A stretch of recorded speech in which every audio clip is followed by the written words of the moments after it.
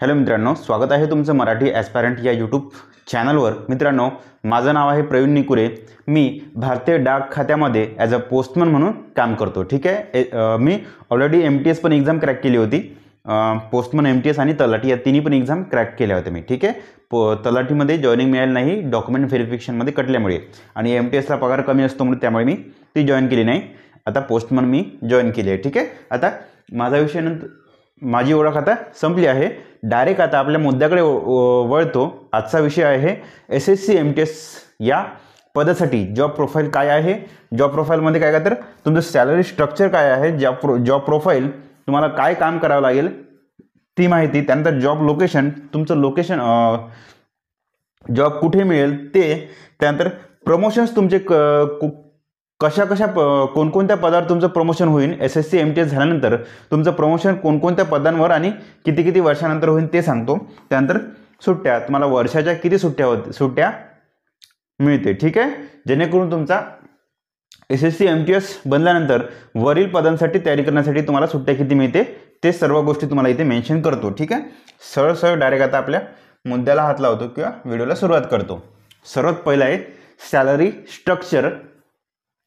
Salary स्ट्रक्चरमध्ये ही group C ची post आहे मित्रांनो। ग्रेड पे आहे 1800 आणि बेसिक पे आहे तुमचं 18,000। याच्यामध्ये तुमचा DA,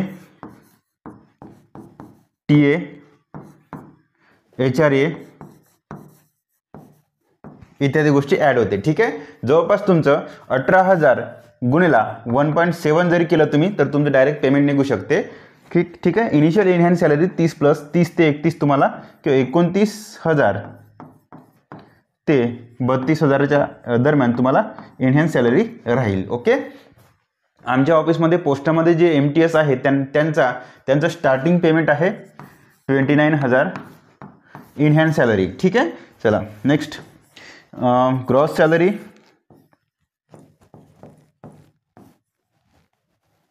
33,000। ठीक आहे, 33,000 किंवा 32,500 म्हणा किंवा 33,000। ठीक आहे, 32,500 किंवा 33,000 तुम्हाला ग्रॉस सॅलरी मिळेल। मला किती होती तर 33,500। ठीक आहे, 33,500 मला ग्रॉस सॅलरी होती। स्टार्टिंग पेमेंट बरं, इनिशियल सुरुवातीचं पेमेंट सांगत आहोत तुम्हाला इथे। ओके, नेक्स्ट, माझी पण ग्रुप C ची पोस्ट आहे। फक्त माझं तिथं ग्रेड पे किती आहे 21,700 आहे। 21,700 पोस्टमन। ठीक आहे माझं, बरं ठीक आहे। त्यानंतर जॉब प्रोफाईल पहा। जॉब प्रोफाईलमध्ये तुम्हाला इथे काम कुठं करावं लागेल, काय करावं लागेल नेमकं त्या गोष्टी तुम्हाला इथे मी डिस्कस करतो। ठीक आहे, पहा हे पूर्णच्या पूर्ण ऑफिस वर्क आहे, त्याला तुम्ही ऑफिशियल वर्क म्हणू शकता। पूर्णच्या पूर्ण ऑफिसच्या आतमध्ये तुम्हाला इथे काम करावं लागेल। ऑफिसच्या रोजच्या कामांमध्ये सिनियरला सहाय्य करणे, ऑफिसच्या रोजच्या कामांमध्ये वरिष्ठांना मदत करायची तुम्हाला इथे। या टेबलवरून फाईल दुसऱ्या टेबलवर नेणे। एक फाईल आहे पहा, सांगतो सरळ तुम्हाला एक स्ट्रक्चर सांगतो ना। एक ऑफिस म्हटलं, ऑफिसमध्ये एका ठिकाणी असेल तुमचा इन्चार्ज। ठीक आहे, इन्चार्ज असेल की ऑफिसचा हेड असेल। ऑफिसच्या हेडला जर एखादी फाईल दुसऱ्या टेबलवर पाठवायची असेल तो स्वतः नेऊन नाही देणार ना, स्वतः नेऊन देणार नाही, कुणाला तरी बोलवेल। आणि कुणाला तरी बोलवेल म्हणजे तो कुणाला तरी कोण तर MTS। ठीक आहे, कुणाला तरी बोलवेल, यामधला कुणाला तरी म्हणजे काय तर MTS। ठीक आहे, एखाद्या व्यक्तीला बोलवेल आणि तो एखाद्या व्यक्ती म्हणजे तुमचा असेल MTSला सांगेल की ही फाईल त्या टेबलवर नेऊन पोहोचव।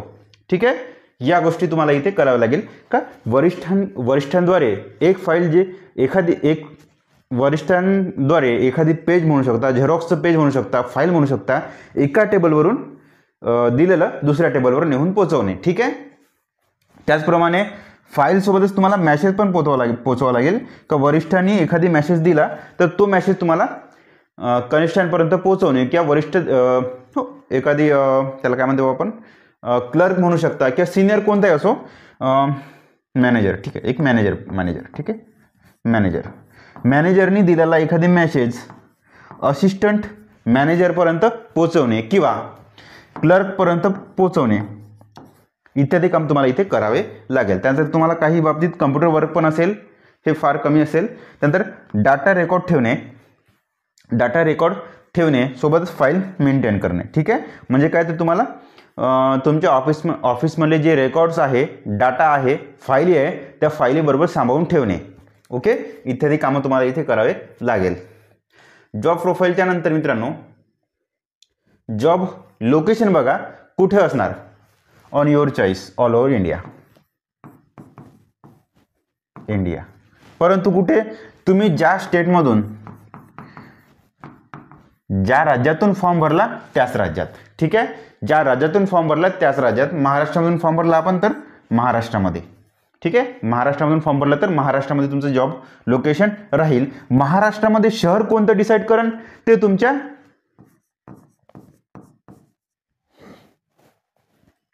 मेरिटच्या बेसवर. ठीक आहे, मेरिटमध्ये तुम्ही किती जास्त मार्क घ्याल त्या बेसिस तुम्हाला इथे सिटी हे करता येईल, सिलेक्ट करता येते. ठीक आहे, त्यानंतर महाराष्ट्रामध्ये जॉब कुठे पण मिळेल आणि महाराष्ट्रात मेरिटनुसार तुमच्या शहरात, जिल्ह्यात जॉब मिळेल. ठीक आहे, जॉब समजलं, जॉब लोकेशन नसेल समजलं पुन्हा एक सांगतो, डबल सांगतो. जॉब लोकेशनचं कुठे राहणार, एक मिनिट, जॉब लोकेशन कुठे राहणार पुन्हा सांगतो. तुम्ही ज्या राज्यामधून फॉर्म भरला त्या राज्यामध्ये. ठीक आहे, त्यानंतर जॉब लोकेशन झाल्यानंतर प्रमोशन बघा काय काय तुमचं प्रमोशन कशा कशावर होईल, कोणकोणत्या पदांवर ते सांगतो. पहिलं प्रमोशन जॉब लागल्यानंतर, SSC किंवा MTS बनल्यानंतर. ठीक आहे, SSC MTS बनल्यानंतर पहिलं प्रमोशन 3 वर्षानंतर होणार. कोणतं तर LDC किंवा lower division clerk. Lower division clerk. ठीक आहे, लोअर डिव्हिजन क्लर्क. थोडं स्पेलिंग मिस्टेक नंतर थोडं पाहून घ्या. सेकंड प्रमोशन तुमचं कधी होईल, आणखी 3 वर्षानंतर. हे 3 वर्ष झाल्यानंतर पुन्हा 3 वर्षानंतर अप्पर डिव्हिजन क्लर्क. ठीक आहे, upper UDC, upper division clerk. त्यानंतर अप्पर डिव्हिजन क्लर्क किंवा UDC बनल्यानंतर पुन्हा 5 वर्षानंतर तुमचं तिसरं प्रमोशन होईल, जे की आहे DEO, data entry operator. DEO, data entry operator. त्यानंतर हे तुमचं प्रमोशन कंटिन्यू होत राहील. ठीक आहे, सुरुवातीला इथं तुमचं ग्रेड हे राहील 18,000 बेसिक पे राहील. इकडे तुमचा बेसिक पे होईल 54,000. ठीक आहे, 54,000. 54,000च्या दीडपासून जवळपास तुम्हाला इथे 80,000, 79 की 80,000पर्यंत तुम्हाला तुमची सॅलरी जाईल, लास्ट सॅलरी. ठीक आहे, 80,000 ते 80-85,000पर्यंत तुमची सॅलरी जाईल. त्यानंतर मित्रांनो हॉलिडेज बघा आता कसे मिळेल तुम्हाला. अर्न लिव्ह किंवा त्याला तुम्ही EL म्हणतात, हे वर्षाला 30 मिळेल. त्यानंतर कॅज्युअल लिव्ह किंवा त्याला तुम्ही CL म्हणतात, CL ते वर्षाला 8 मिळेल. त्यानंतर मेडिकल लिव्ह वर्षाला 10 मिळेल. अशा एकूण तुमच्या वर्षाच्या 30 आणि 8 38, 38 आणि 48 तुम्हाला रजा मिळेल किंवा सुट्ट्या मिळेल ज्या की तुमच्या हक्काच्या आहे. ठीक आहे, या तुम्हाला सुट्ट्या मिळेल. मेडिकल लिव्हसाठी तुम्हाला मेडिकल दाखवावं लागेल. ठीक आहे, इथे अर्न लिव्हमध्ये काही ELमध्ये काही तुम्हाला दाखवायची गरज नाही, डॉक्युमेंट वगैरे. फक्त मेडिकल लिव्हसाठी तुम्हाला मेडिकल दाखवावं लागेल. आणि सॅटर्डे संडे तुम्हाला ऑलरेडी माहितीच असेलच, सगळ्याला असतेच. संडे फक्त संडेला तुमच्या ऑफिसला फक्त संडेला सुट्टी असेल तर वर्ष तुम्हाला 52 आठवडे राहते सुट्ट्या, 52 सुट्ट्या. जर सॅटर्डेपैकी दुसरा आणि चौथा सॅटर्डे असेल आणखी वाढवून द्या अर्धे, त्याच्या 26, 52 + 26 तुम्हाला राहील सुट्ट्या.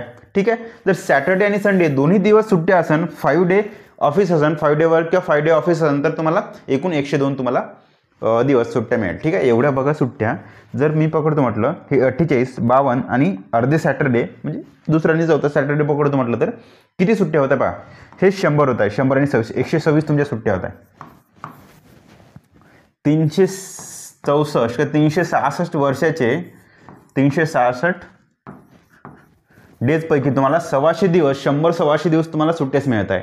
ठीक आहे, एवढा दिवस पुरेसा आहे तुमच्या वरच्या पोस्टचा अभ्यास करण्यासाठी. मग त्या वरच्या पोस्ट म्हणजे तुम्हाला प्रॉपरली CHSL बंद झाली, SSC CGL वगैरे तयारी करता येते किंवा मग इकडल्या पण एक्झामची, प्रमोशनच्या एक्झामची पण तयारी करता येते. ठीक आहे, आशा करतो मित्रांनो तुम्हाला व्हिडिओ आवडला असेल तर एक छोटंसं लाईक करा आणि थँक्यू. व्हिडिओला शेअर करा. व्हिडिओ जर आवडत असेल तर व्हिडिओला शेअर करत चला. ओके, ठीक आहे, थँक्यू.